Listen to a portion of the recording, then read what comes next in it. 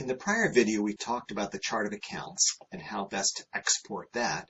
Well, while we're on the configuration tab, we can also look at the dimensions. And so let's go ahead and click in on dimensions. And then what we're able to do with these, the same way as I did with the chart, we can export these just to be able to understand them, kind of create a point in time and do a bit of documentation. So we're going to click export here.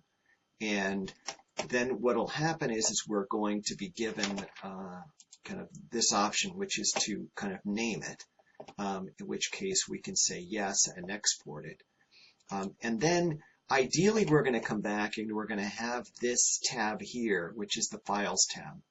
And by clicking on the Files tab, what we do is we bring up files, and we can see that we do have a dimensions CSV that we can pull from.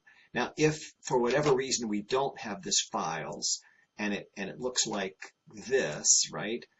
Then what we're able to see is that we can still go out using the app launcher and bring in the files this way, like we did in the prior video. So that's the other way to kind of get to this.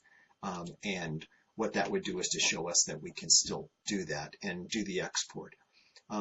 And then what I wanted to show you was as we look at what the result is, here's a quick export of what the kind of out of the box dimensions are.